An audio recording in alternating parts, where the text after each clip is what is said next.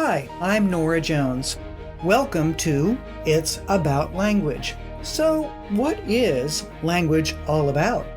Well, it's about learning and sharing, opening doors in education, work, and life. Language is about creating communities and creating boundaries. It's all about the mystery of what makes us human. So, our conversations will explore that mystery and the impact of what makes us human. It's about language in life. It's about language at work. It's about language for fun. Welcome to the podcast. You know, when people speak a heritage language, they are by definition taking a stand in the middle of a language group that's not originally theirs. This happens all over the world. In this fourth podcast, we're going to take a look at the international setting of heritage languages, the international pressures on and promises of heritage languages, and how international cooperation helps to bring about a possibility for growing the kind of advocacy for an equitable multilingual society all over the world to open doorways for heritage speakers, which has been the point of this 4-week series of podcasts. Today's guests are Gisi Cannizzaro, who's Managing Director of the Heritage Language Education Network in the Netherlands, Antonella Cortese, who's President of the International and Heritage Languages Association and Director of the Italian Language School in Edmonton, Alberta, Canada, Ken Cruickshank, who's Program Director at the Sydney Institute for Community Languages Education at the University of Sydney in Australia, and Renata Peskova, Board Treasurer of Modermal, the Association on Bilingualism at the University of Iceland. My panel co-moderator continues to be my friend and colleague Joy Peyton, Senior Fellow at the Center for Applied Linguistics and in coalition leadership for the Coalition of Community-Based Heritage Language Schools. Enjoy the podcast. Today, a big shout-out of thanks to sponsor Coalition for Community-Based Heritage Language Schools. Find out more about the coalition on my website and later on in this podcast. Welcome to each of you. What a pleasure to have you here. It's a great pleasure to have you here today. Joy, please tell us again, tell the listeners, why is it that we are doing this International Collaboration Week? Yeah, well, I mentioned in the first podcast, in the first week, how community-based schools often work in isolation. And we in the coalition that you just mentioned are seeking to connect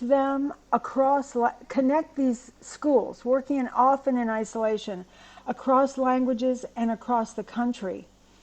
But for quite a few years, we in the coalition have focused on U.S. schools.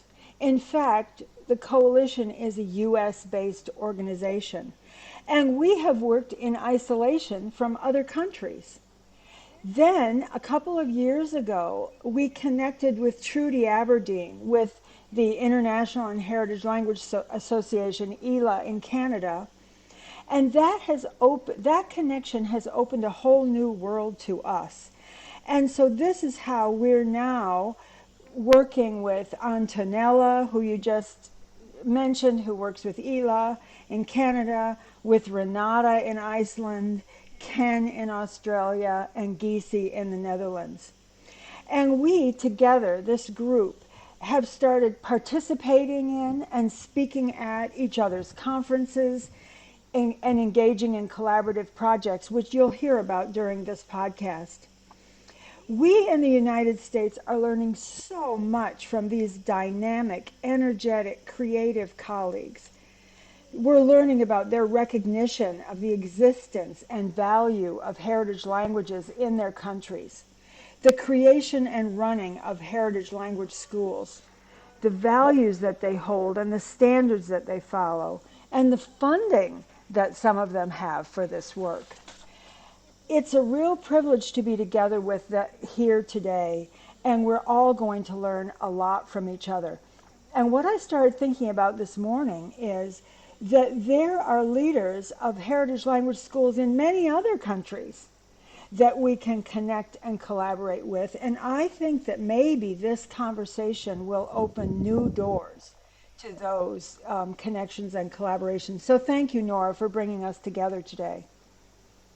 It's a great, great pleasure. And indeed, I'm looking forward to opening many doorways of collaboration. One of the things that I'd like to make sure that my listeners do is go to my website, fluency.consulting, and check out not only the specific podcast information, but especially the biographies of our dear guests today. They will have provided a plethora of resources and links which can open doors for you as listeners too. And one of the resources that I'd like to draw your attention to over and over again, and I'll be using it as a basis in this podcast today, is the guidelines that were published in November of 2021.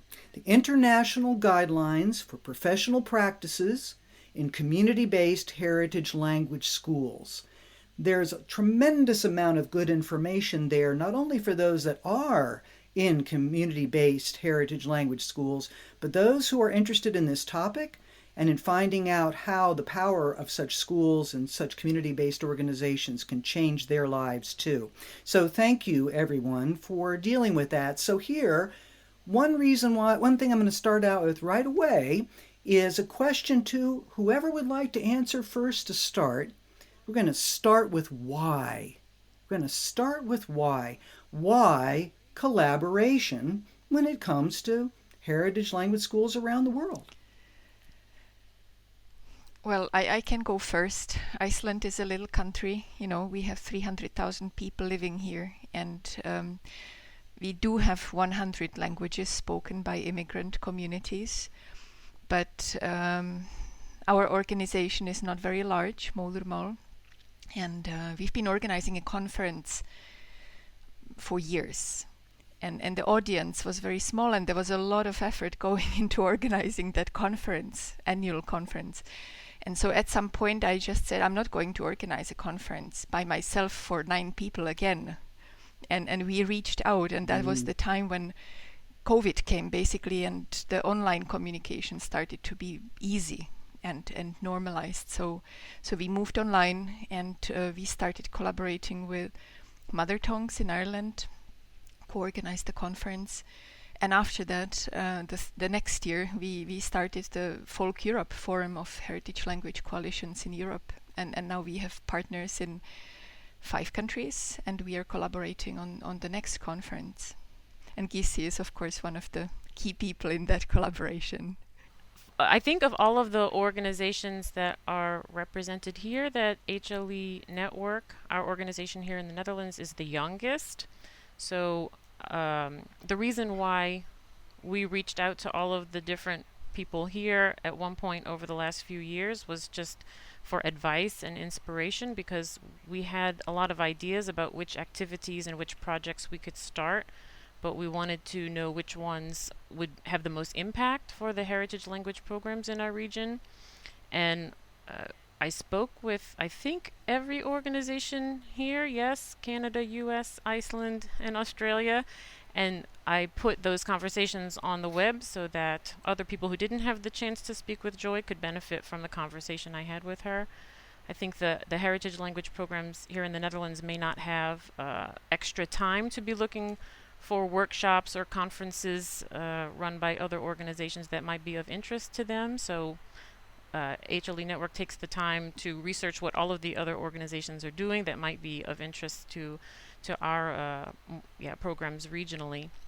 So I've learned a lot from each and every person here, and I just want to say thank you again, because I think we've been successful so far, in part due to all of the great conversations I've had with all of you.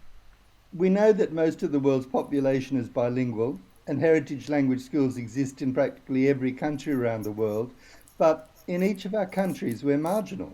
Most people don't know we exist. So for me, through this collaboration, it gives us that strength and knowledge and advice and help. For example, our Czech schools, our Chinese schools, our Greek schools have made contacts now with the schools in Canada, in the US, and it really supports them. In each of our countries, the schools often operate by themselves and don't even have the time to collaborate with others. So this collaboration is really key because we are a major sector in languages education. And this collaboration and support is vital for us to get stronger. The International and Heritage Languages Association, in spite of its name, it is a provincial organization.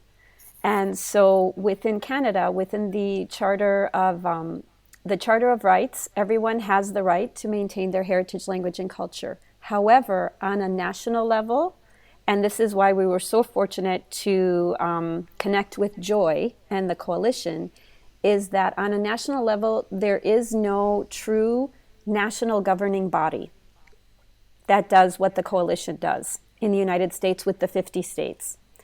So we work on a provincial level within the province of Alberta doing what the coalition does on a national level. And so it's been really wonderful to connect with Renata and Gisi and Ken and Joy from the start, because that first conference that we attended in Washington, D.C. was interesting because as we spoke, we were speaking to each other from different ends of the telescope, I want to say. So we were from the start of the telescope, looking out and seeing all, and they were from the other end of the telescope looking in, because they're the larger organization trying to understand, well, how is it that you're a smaller regional organization and yet do what you do? And we were thinking, well, you're a larger national organization. How did you do what you do? And so it's been really educational, as Gisi mentioned, to connect with everybody, because everybody has a different vantage point from which they started and why. And for us, we've been in existence for it'll be 45 years next year.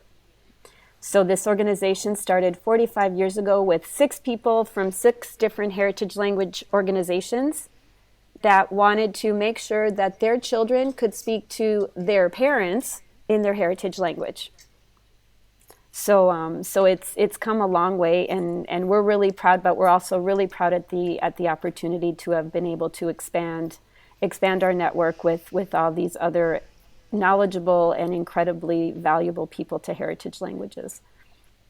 Antonella, I love the image that you have of the two ends of the telescope and of taking a look at the differentiations between and coming from the different unique experiences and unique histories. So what is it that the 5 of you and those who have been connected with the various activities and publications even that you've done have found is in common? How did you pull that together? What does it consist of? Give us some images that our listeners can understand of what you discovered together. That's a great question, Nora, a really great question. And we talked about that for how long?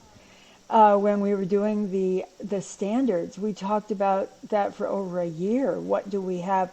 And I know Renata wants to talk, but I just wanted to say that when we're talking about why do we get together, you can see how this collaboration expands our minds so much. Every time I talk to you all, I learn about place, where do we focus, what schools are involved, what languages are here. It's so expanding. So anyway, I'll let Renata answer your question, Nora. I just wanted to start from the bottom, kind of. As Ken said, the heritage language schools are all over the world. They are not mapped. They are maybe not, described in any systematic way. I know that you are doing a great job in the US and also in Australia, having this great overview of the heritage language schools. But globally, we don't know how many there are. But because the globalization is increasing and people are traveling and emigrating, refugees, all kinds of reasons for settling in different countries. And now everybody has the need for the heritage, for the mother tongue, for the language that they bring with them and teach it to the children. And for that reason, parents come together and establish little schools. That's how it starts. It could be a little play group. It could be just a platform to communicate and exchange. But gradually it happens because often these immigrants are ambitious, sometimes and often actually they're really educated as well, and they come to the new country and they have ambition, and this is also a platform just to start working professionally for the benefit of their children. So it kind of rolls, the snowball grows, and these schools they are established easily because they are not a part of the system. They start because they have the need to start. But also I have to add that they also disappear quickly, some of them. So it's a very fragile business if you start a heritage language school. But what our coalitions are actually doing is to strengthen and to support these little groups and big groups, so that we do the extra work that they don't have the time for, maybe energy. We help them with professional development, and we help them with finding information, etc. Yeah, but I know that everybody has a lot to say about this. Thank you for listening for so long. Thank you, Renata, for giving that background too, and that what the organization does to that sense of almost tenuousness, great need, great desire, great emotion, but also some fragility, and how to support. That was very clearly said. Thank you very much. Who else? Yes, indeed. Yeah, about the guidelines, what did we find that was common across the different countries? I think the guidelines, the product itself was the answer to that question, because we combed through a lot of guidelines that were available in Australia, in England. We drew from many different documents from different countries, and we put together something that was simple, not too long, something straightforward, so that we could try to make some kind of international standard that was not based on local law in Australia, but something that no matter where in the world you are, you can maybe put on your website, okay, our heritage language program aims to follow these guidelines and these core principles, so that you can maybe across the world start to have some kind of standardization or acknowledgement that we're all doing the same thing regardless of where we are. Because some of the local documents can be quite long and very context specific. But Renata came with the idea and we all ran with it. And I have to say, the monthly meetings where we met with each other, you would think monthly on a Sunday night, you might roll your eyes and say, do I have to speak with these people again? But I always attended with great enthusiasm, left the meetings feeling really positive about the work we were doing, because we're all doing the same work. At this level, when you speak with Joy or Renata, you don't have to convince them that what you're doing is important. But in our daily work, we are often speaking with people from the local community who don't already automatically agree that the work to support heritage language programs is important. So you're kind of constantly explaining yourself or trying to convince people. But to be in a space where you can just all have that starting point that you agree that this is important, that was comfortable and fun. And thank you again for you guys' time, because that was really an enjoyable experience, and we have this really nice product to show the world, and I hope it's useful and that we can reassess in some time and see how people have been using it, because I'm curious about the feedback. We have a form on Joy's website for people who use the document that they can share their experience and feedback with us. I'd like to pick up what Renata said about the smaller schools. The large schools like the Chinese and others have good capacity, but for many smaller schools, they come and go. I was working with the Cook Island Maori School. It worked for 15 years and stopped. And then no one in the community, the young kids, had no access. by working together, I think we can start providing better support with what we know now for the schools that are fragile. These languages are important. Often with languages like Thai, Tongan, Samoan, where does anyone go to study them? The community language schools are the only place. And so I think by working together, we can support all of our schools better. Even though I wasn't personally a part of it, having been a part of it on the periphery, the one thing that was really energizing and encouraging to know when working with everyone is that everyone finally got to see each other and say, okay, we're not going to reinvent the wheel, because each individual that participated brought their information, and from what I'm understanding, based on the standards that I read, everyone was able to contribute. And I think because it was a document that was, as Gisi was mentioning, written together, it belongs to everyone. So it's not just one, like it might be featured on one site, but it has everybody's signature, and it has every country's signature from which it came based on their experiences, which is invaluable. And I think that also gives credence to this notion that we're not all operating in a vacuum. So that's the first thing, and I'm really proud for that. And I'm sorry I wasn't a part of it personally. However, by extension, with our colleague Trudy, we were always a part of it. So I hope you know that. And then to what Ken was just saying about the small schools, at least in our experience with the small schools, what we try to do, and this is what we've experienced recently with COVID, is some of our schools have stopped operating. And some of them have stopped functioning. And what we've been doing is we have been making sure that we keep in touch with them, even if it's one person, even if it's the one person who was the director of the school or the principal of the school, and keeping them engaged within ELA, because just because you don't have a school does not mean that promoting and nurturing and sustaining heritage language in our community isn't important. So whether you're 1 or whether you're 100, whether you've only been operating and you tried to start for 6 months, or you've been, as one of our Polish schools has been operating for 68 years, every little bit counts. So thank you, Ken, for saying that, because this is something that every principals meeting, when we send out our invitation for all our principals to come, the first thing they say is, well, but our school isn't working anymore. Can I still attend? And of course you can, because your insights are valuable. And if there's something that we can do to help, that conversation takes place, and we mobilize and we help. And in fact, to today's emails, I have 2 schools that are looking for space, and they've stopped working because the school districts are no longer renting to Saturday schools because of COVID. And so we're working with them to find them space with other schools or within our office space. And again, if they don't attend the meetings, then we can't help. So we make them attend the meetings. Like, we fish them back out and get them, as Gisi said, energized and motivated to keep fighting the good fight, because their families are depending on it, actually. So thank you for mentioning that, Ken.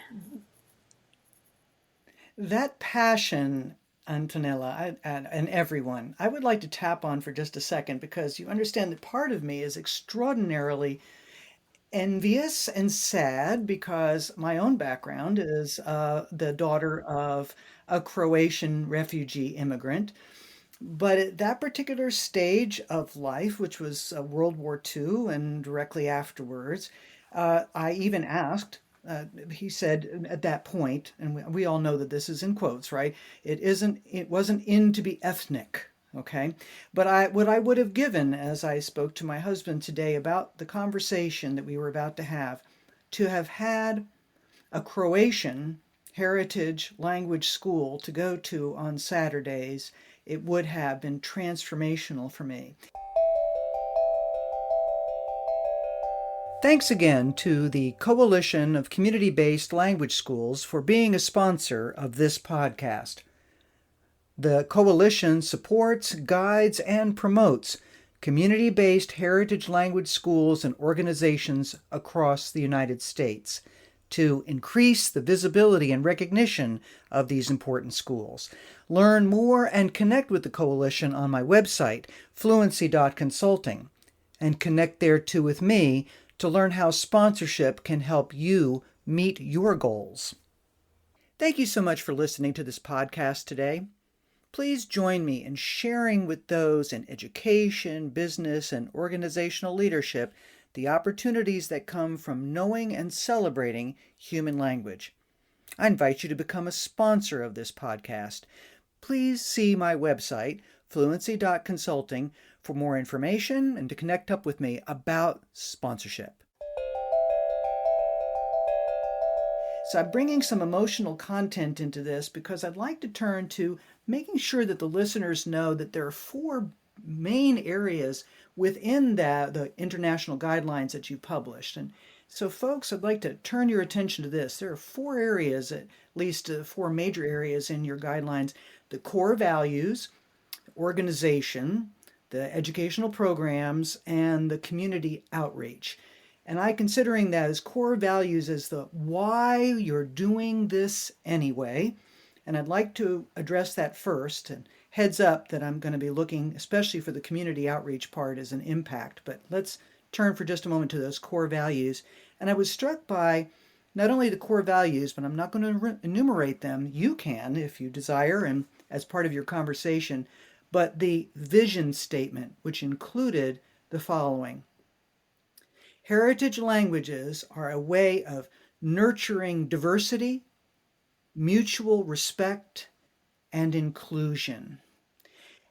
So I would love for each of you to take a look at however you would like to address for our listeners the core values of why heritage language schools are developed, for 1 or for 100, as you've said, and why you have chosen carefully, as language people do, the nurturing of diversity, mutual respect, and inclusion. Well, it takes a bit of thinking to answer this complicated question. Thank you for it. But I can maybe start with where we started, Modermal, 21 years ago. Firstly, it was the parents who wanted, of course, to provide the heritage language and communicate with their children, and children being able to communicate with grandparents. But when I came in, maybe 10 years ago, the discussion was very much about the right, the human right, the linguistic right to speak the language, and the fight for recognition. Like, we are out there, we are doing semi-professional or professional work. We want the system to see us. We want the schools to see us. We want to promote these linguistic rights of the children to their mother tongues, which are in the chart on the rights of the child, which is a part of the legal system here in Iceland and many countries of the world. So we are basing this human rights argument on that. But the conversation is shifting on. It's not where we are fighting for rights, this right perspective. I think as the world develops and the diversity increases, and even this super diversity, the term maybe somebody knows, the look into the future is any competence in language is valuable for whatever reason. So distinguishing languages between mother tongue, heritage language, second language, foreign language, I think that is not in anymore. Like you said, it wasn't in to be ethnic after the Second World War. It's not in maybe, to talk about like some baggage of the past, and it's more like looking for the future and competence and how to be able to be plurilingual. All of us are plurilingual in a way. So I think there is a shift and there is a development in how this fight or conversation went on throughout the time. I agree, Renata. I think there's been a shift. It's not perfect.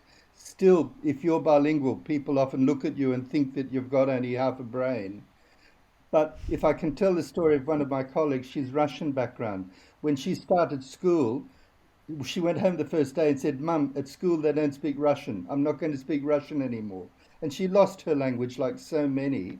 Now she's attending the community language school with her daughter, learning Russian from the babushka, singing songs. Something like 30% of our schools now have classes for adults who lost their language, who didn't have that chance. It's so important for people to keep it. It's more acceptable now, and I think it's wonderful to see the second, third, fourth generation Australian kids learning their heritage language. My understanding is always shifting and changing based on all of the new information I get. This week, what I think is that you have like a, I guess, a continuum of how much does a particular country value multilingualism, multiculturalism, and how, or on the other end, how monolingual is it, and what phase is it in maybe shifting from a monolingual mindset to a multilingual mindset. My understanding from Trudy at ELA, Antonella, was that Canada had a kind of reformation, and that's why you all were able to get some funding at some point in the past, was because the government decided, okay, Canada is going to embrace its multilingualism. Sweden had also some kind of reform. And what I see in the Netherlands, where I ask myself, where are we in the Netherlands on this continuum? And I see change happening. Lots of groups are doing workshops with the mainstream Dutch school teachers to explain to them not to be afraid of the multilingual children in the classroom, to tap into it as a resource. For instance, we get a lot of newsletters from an organization that is promoting internationalization. It's it's a hot topic for the primary schools here in the Netherlands to for the children to become global citizens or to have exchanges with other countries. And I think, well, yeah, you can send a Dutch child abroad, but like they're sitting next to a Turkish kid and a Polish kid in their own class. So there is a shift here that there are organizations trying to build it into the teacher training, because right now it's like you already become a teacher and then you can have these workshops after you've already had your training, but they're trying to put it into the regular training. How do we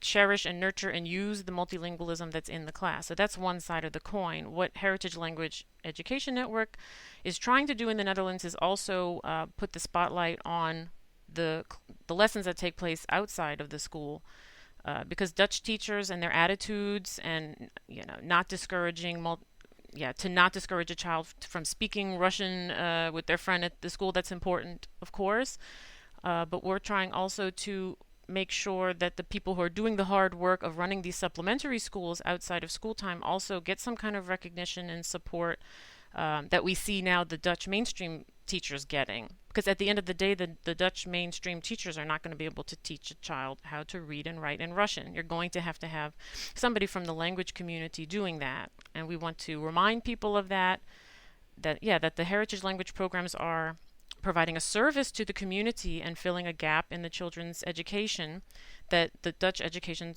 system is not equipped, and you can't even expect it to be equipped to fill that gap. So that's my view.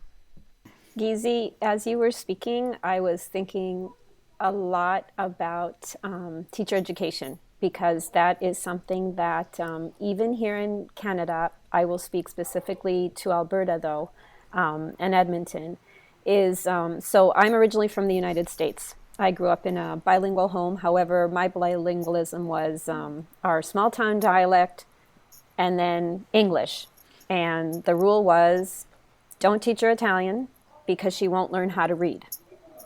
So I was educated in Italy first, and then I went to the States, and then they said, don't do that. But because my parents had the education they did, they couldn't learn English fast enough to teach me, so we did dialect. That being said, Teacher education, still, I feel to this day, and I've been a teacher a long time, having been in the US and now in Canada and in Alberta, is that I think within our teacher education programming, we have a lot of teacher ed training in ESL. How do we help our students learn English as a second language and respect their heritage language, respect it? However, to Gisi's point, when we're in that classroom and we hear them using their language to try to get through a problem, suddenly our barriers go up because we don't know what they're saying and we feel like we're at fault because we don't understand what they're saying to get to the English. And so within teacher training, I think that's the piece that's missing that heritage language schools can help with, is to sensitize our teachers to not worry. If they're using their heritage language, have faith that they're using it to get to solving that problem. Here, our teacher ed programs do not have a course in how to do that. As a teacher in an English language speaking school that will be working with a kid that's from Poland or a kid that's from Turkey. More than likely now, our students are from Afghanistan, from Syria, from North Africa. So a lot of the traditional countries from which our students used to come from back in the 50s, 60s, and 70s, those students are coming with English. Our newer population is not coming with English. So I appreciate what you're saying, Gisi, and I feel like our heritage language organizations can help our English-speaking colleagues who are not in heritage languages get there to at least be comfortable with it. So thank you. Renata. Yeah, so many thoughts just listening to you. So I jotted down a few points. I wanted to say that what is kind of appearing in research and hopefully teacher education are these plurilingual approaches in educating children, that you're not separating the languages, but they have the linguistic repertoire and they're developing all of those languages, and that even if the teacher doesn't speak all those 13 languages that are represented in the classroom, you can still, have techniques and methods to support plurilingualism. I wanted to say that I'm aware of a new platform in Ireland where Mother Tongues is collaborating with second language teachers, and they're having a constructive dialogue, a conversation about how to support multilingualism in the classroom. So that's a fantastic model for anybody in the world. And I wanted also to bring in the Nordic language policy from 2006, because I think, and similarly also the Council of Europe policy on languages in Europe, that as an inhabitant in a country, in a Nordic country or European country, you have the right to develop your mother tongue or indigenous language. You need to learn the language of the society. Well, in the Nordic context, you're expected also to learn one Nordic language, because we are neighbors and we have this collaboration here. And fourthly, you're supposed to learn a global language. So plurilingualism in reality is the goal, both in the Nordic countries and in the Council of Europe. And mother tongues or indigenous languages are like the right that's recognized in these policies. But then also that you need to learn the language of the society and a Nordic country and one of the global languages so that you can be a global citizen. And I really think that the idea of plurilingualism, and I'm not going to go into the explanations what's multilingualism and what's plurilingualism, but thinking about individuals as naturally plurilingual, like everybody, it's natural for a human brain to be, to have more languages. So the idea that this is the educational goal, right? And mother tongues, heritage languages, they are the right that the individual has. And the policy at least says that these children should be able to learn these languages as well as other languages. I was always wondering why it's easier for mainstream schools to embrace multiculturalism than it is for them to embrace plurilingualism. And I think the main reason is that the teaching profession is still largely monolingual. We know that the diversity of the student population in most countries is double the diversity of the teacher population. And so for me, one thing that we can work together on is having pathways for heritage language teachers to get accreditation as mainstream teachers. So many of them, we found that something like 60 to 80% have overseas qualifications, and they start doing volunteer teaching in the heritage language schools really as a stepping stone, but often it's blocked for them. So if we can work out how to get these teachers accredited to teach in mainstream schools, then I think we will have a truly plurilingual school system. Ken, I appreciate so much you saying that, because one of the experiences that was just happening in the United States right now, for example, is meetings discussing the vast gap of world language education folks, and the idea of making it possible for folks of various languages to be able to achieve teacher certification to get started would help to ease those things that is a crisis here, while accomplishing that excellent goal that you have just illustrated there. Thank you very much for it. And Gisi, you used the word fear when you were speaking, and I do think that it's interesting to watch what perhaps in your illustration about the student working in Turkish to try to get that answer, that the teacher is concerned that they're missing something, the administrators are concerned that something is out of control, and maybe community members are concerned that their communities are losing, quote unquote, losing their identity rather than gaining additional identities.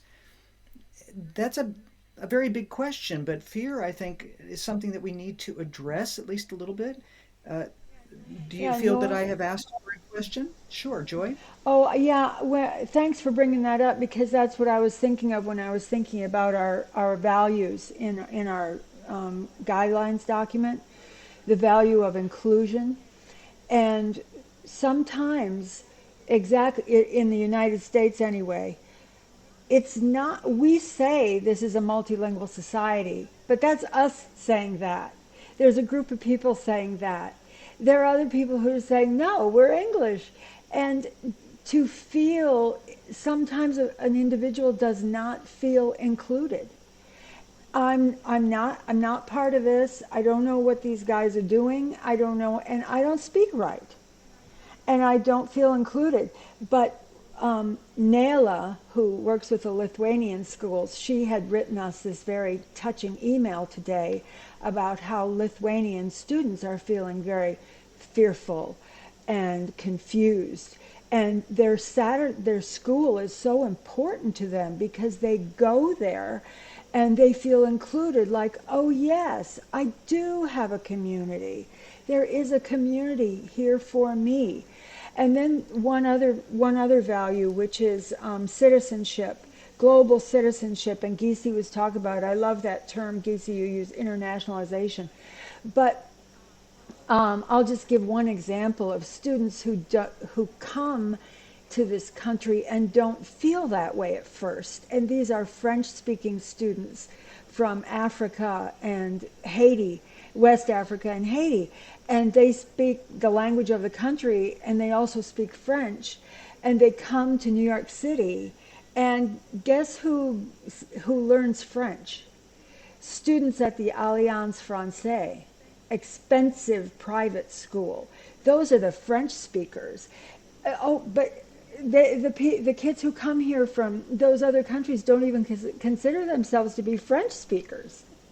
So French schools were founded to say, yes, you are, and guess what? You're a global citizen. You're global. You're not just a visitor here. You're just not an immigrant here. You're a global citizen. So those are just two of the values that I think are so important and alive in our programs. Thank you. Thank you. And there indeed, I'm going to say, but the impact, the community outreach, that's one of your 4 aspects that you worked on that wonderful guideline document, and the impact of the schools. I'd love for you again to provide a vision about what uniquely your collaboration, your insights, your experiences, this sharing that you've done, what are some of the unique messages that you're bringing to the world? Because the volatility of our times right now, in Europe and beyond, speak to the need of people to understand what plurilingualism means, what understanding of cultures mean, and what kind of role your schools play. What's the impact for communities? What role are you playing to make this world understand where indeed inclusion, mutual respect, and diversity can be a part of their daily lives? People used to be afraid of languages. What we find is that the more the young people know about their heritage culture, the more they know their heritage language, the more they are open to other cultures and other languages. The stronger they are in their heritage language, the stronger they are in English. So in Australia, when the Ukrainian crisis started, the Russian schools are supporting the Ukrainian schools. The kids have this as Gisi said, this global understanding that comes from strength in the national, but also their heritage, language, and culture. That's what our collaboration can offer. Ken, I'm actually going to do something that I don't normally do. Can you repeat what you said to make sure that all of the listeners heard what you just said about what's happening in Australia based on this experience of Russia and Ukraine right now? The Russian schools have come out in support of the Ukrainians. They work with them, they support them because they see this as something that is not them. It's not them. It's the what happens is you get the understanding between the different schools. They work together. Thank you. Thank you for doing that. It's brought tears to my eyes, frankly, but I wanted to make sure that our listeners heard that clearly. Renata, you were interested in saying something. Thank you. I want to actually pick on where Ken ended. We have a Ukrainian group and Russian group, and they collaborate. And we have, as Modermal, expressed our support for the Ukrainian group, and the Russian group took part in this. And I think we have this safe space, or as Terry Lamb calls it, spaces of hope, right? These are spaces where we feel at home. So our groups, we have common goals, common values, we support each other, and we express that. But I also wanted to say that our collaborations, they connect us. And they connect us both within the countries where we operate and across the countries, within the languages that we teach. But also the coalitions, as we are represented here, we connect. So we have this wonderful network, and so we represent languages, and it's really important that we exist because we are the voice and often the face of this multilingualism in our countries. In our context, we are having a discussion and have had a discussion about the Sustainable Development Goals, for example. And I feel that Modermol is kind of a green association, that we have the language and we collaborate, and we should also kind of aim at saving the planet and peace on the planet, that we have all these safe spaces that give us the possibility to develop communication skills and competencies, and these are the skills for the future, right? People need to be able to communicate, collaborate, make the connections, and so I really think this is a little idealistic maybe, but I really think we're preparing people to take part in this complex future challenge or challenges that are awaiting, right? Our organization has learned a lot from speaking with all of the other organizations, the like-minded organizations in other countries, trying to bring the heritage language programs together. And what we've learned is that there is really always going to be work that needs to be done, no matter how progressive a country is. So when I first met Ken and heard everything that was going on in Australia, super impressed. Sydney, New South Wales is doing fantastic. Victoria, But when you dig deeper and you have conversations with people, you see that, okay, certain territories are very advanced and progressive, but not all of Australia. Some territories are less progressive and open-minded and embracing multilingualism than others. Even in the case where in some countries, in the canton of Zurich, for instance, where the students are able to get a grade on their primary school leaving certificate based on how they performed in the supplemental class outside of school time. Even there, you listen to the people who run the teacher training, and you're very impressed. That's why you wanted to speak with the people. But when you really dig deeper, you see, wow, there's still the same challenges there. Logistically speaking, you have a language community who happens to be in a certain place outside of the home country. All of the stars have to be aligned for you to have a qualified teacher, a mobilized language community, enough resources. In the case of Zurich, for instance, they have to come up with their own funds to pay the teacher. So when you really look closely, even in the best of circumstances, you need people motivating each other, giving each other the information they need to start the legal entities they need in order to qualify for the subsidies that when they're even available. So it's not discouraging to me. It just it makes me think that this work, it makes sense that we have started the organization HLE network, and that there's really a lot of work to be done, and there will always be a lot of work to be done. I wanted to go back to the community that is coming together. Also here in Edmonton and in Calgary, where we have larger Ukrainian and Russian population with heritage languages. So we have a doctor who is Ukrainian of background here, who has a connection in Ukraine. And with the Ukrainian Federation, they started a drive to collect necessary materials and items. And what's happened is through ELA, we sent out a call. And so straight away, our Russian school actually contacted us and said, can you let us know the information so then we can go and help?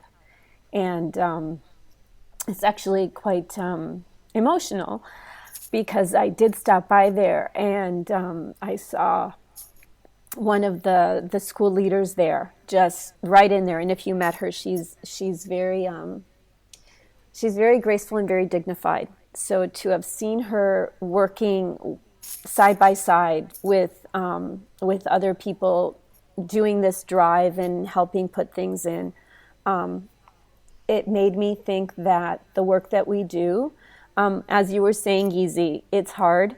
There are pockets that don't appreciate it necessarily or don't understand it. But when I saw that scene, I thought, yes, this is why we do what we do. And here in Edmonton anyway, our Russian school is worried. The parents are worried about bringing their children to school, even though it operates out of a church. In Calgary, there was vandalism at one of the Russian churches. So they're worried, and the Ukrainian leaders of the Ukrainian schools have been encouraging to them and saying, don't worry, everything's going to be okay. We know that you support us. We support you. We know that this is not about us per se, but about other powers that we have no control over. So in terms of heritage language communities, I think all of our communities do a lot to help galvanize the hope that through the work that we're all doing, that we're gonna make it through this. And as I was hearing Gisi say, that we have all these issues to confront. Tutto il mondo è paese. I don't know if your husband knows that phrase. All the world is a town. So wherever we are, we all have those same challenges, and we're all lucky to have each other, so then we can talk through them and hopefully connect with other countries and other organizations to help them talk through them as well, to make our way. All the world is a town. Really, that the time to say that the podcast has come to its pinnacle is right there in that beautiful statement.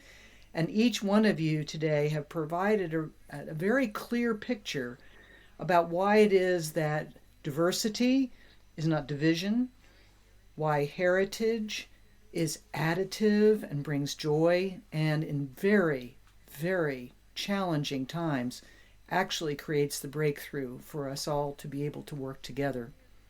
I have always provided an end to the podcast in which I ask each guest to provide a short statement. It's a statement that you don't want this podcast to go out to my listeners around the world without hearing. One last insight, a repetition of a key point that you want to make sure they hear again. One last exhortation. What is it that you want to be sure that you say before this podcast ends today? I just going back to the guidelines. This one statement, I want to read this statement that we made about our vision, and that is, our vision is for community-based heritage language schools across the globe to be united through common professional practices that lead to successful and respected educational programs. We hope that our collaboration will send a message to the global community that these schools provide a crucial service to plurilingual children, families, language communities, and societies as a whole. And I think that's so important that we're united in that message, in part because of what Antonella was just describing. So sometimes in the education community, there's this thing like, oh yeah, those guys. Oh, those guys. Yeah, they're helping each other. I can see that. But those schools are not very good. I'll tell you that. They are not good schools. The teachers aren't certified. The teachers aren't trained. And we are making a statement that these are high quality schools that bring huge value to schools and to the community. The take-home message. The work that we do bringing together heritage language programs is important. That's what we discussed today. But at the end of the day, the real work is done by the heritage language programs themselves. They are providing a service to the community. They are filling a gap in the children's education. If the communities, local or worldwide, if communities worldwide recognize this, then the heritage language programs can be a lot more successful. I think the key message is recognition. All languages are valuable, as all people are valuable, because the language is a part of our identity, of who we are. So if we do not respect and recognize the language, it's like not respecting and recognizing the person. And plurilingualism or multilingualism is a natural state for human mind. It's normal that we are plurilingual, so it's a positive thing, and it is an educational value. It's a goal for everybody to be plurilingual in the world that we are facing. I was thinking of an activity that we did with Renata when she did her PD session with us about plurilingualism, and it's about which language is in our body, what part of our body incorporates our language. And for me and all of us at ILA, our heritage languages and cultures, they help ground us. And they help us realize who we are at our core on good days and on bad days. With that, we carry them with us everywhere, whether we realize it or not. And that we need to remember that no matter where we go, they follow us, and we need to carry them with pride, because as humans on this planet, where we go, we leave a trace of who we are wherever we go, and that's what we try to teach our students here at the Comitato Promotore della Lingua Italiana, whether they speak a little bit of Italian or a lot of Italian, whether they come because their grandparents know that they love hearing them speak. We help them realize that no matter what, who they are at their core will always shine. And And that's something that they have to show the world with pride and with joy every day. It's hard to add to that, but I was thinking what Joy was saying, that heritage language schools have been running for 300 more years in the States, 170 years in Australia, and yet they're seen as marginal, as sort of not proper schools.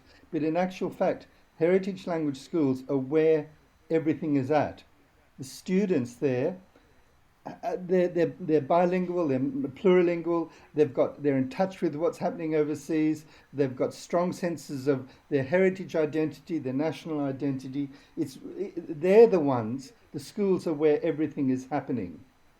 They are a really important complementary sector of education, and they really need to be supported because of this. The heritage language schools form and start communities. They provide such service to communities that in some ways monolingual administrators are not aware of this. They're not marginal, they're central. The essential nature of heritage language and heritage language community-based schools.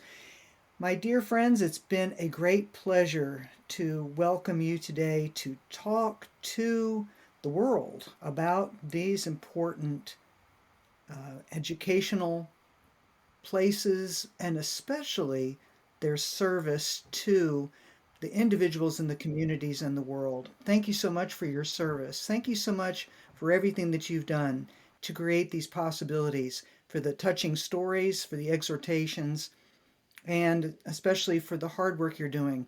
Greetings to all of your teams, and as you connect across the globe with other heritage schools and heritage school leaders, please give them the greetings of those of us that appreciate everything that they're doing to create human bonds that are stronger than events and look to the future. Appreciate every one of you. Thank you so much for listening to this podcast. I hope you enjoyed this series on heritage languages. Check out my website, fluency.consulting, for more information on the podcasts, on the guests of my podcasts, on the consulting work that I can do for you, on sponsorship opportunities, and to catch up on language news.